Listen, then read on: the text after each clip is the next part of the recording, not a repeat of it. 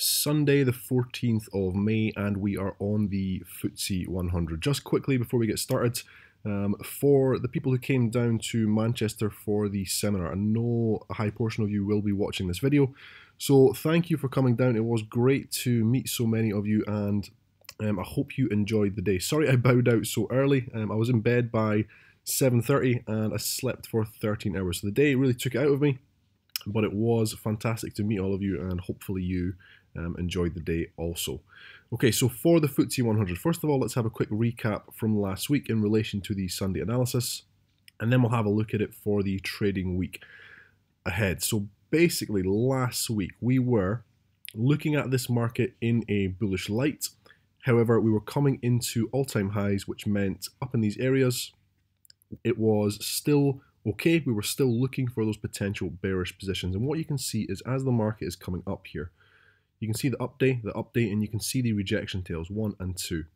All this is sellers stepping in on the way up, which is the reason we were happy to look for those sell positions. Now with subscribers, the only other things I went over last week, this area right here after this doji candle, we highlighted after the doji candle, if we started to break up above the doji, it was likely we were going to see a stronger move up on the FTSE 100. Now the reasoning was, after the strong update on the Friday, we had the doji candle, which is a candle of indecision, and the highs of that doji candle were basically sitting at the highs of Friday.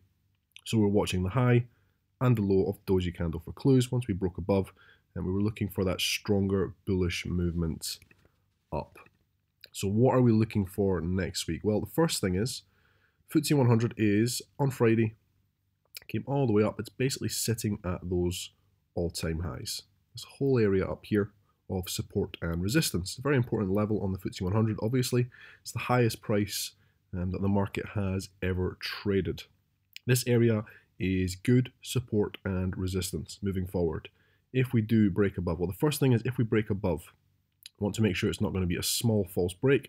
If you just see the market popping up next week and then coming down very bearish, it's likely going to be a rejection of these prices, and we'll see a stronger move down. If we get a nice strong break up, we can watch for those pullbacks and potential bullish positions for a continuation of this nice bullish run up that we have been seeing.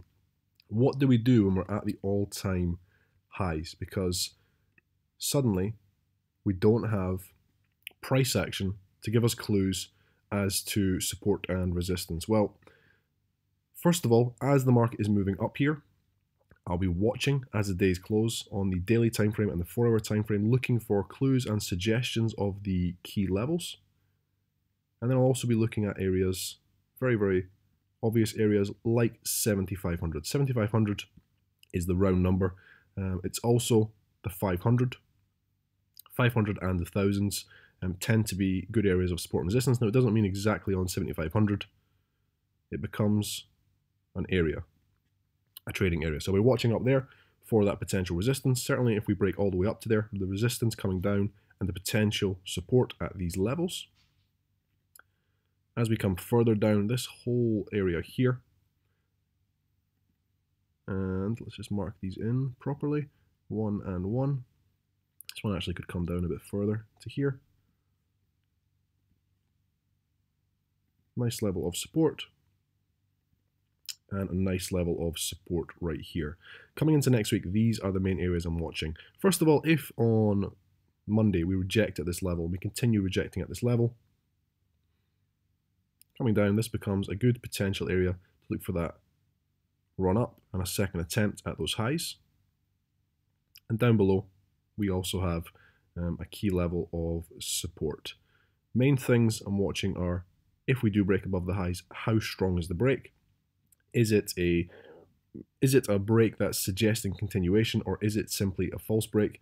Taking out stops that lots of short positions, short sellers are going to have sitting just above here now that the market has returned up into these levels, looking to take the market back down. If we do see a false break, a great area to watch for those sell positions is going to be up toward the 7,500 tag. Now those are the main things for next week, guys. I am on holiday next week, so I won't be trading. If you do comment on the videos, it may take a little bit longer for me to get replies to you. But as always, I hope that was helpful. I hope you all have a great trading week next week. I'm James Orr, and thank you.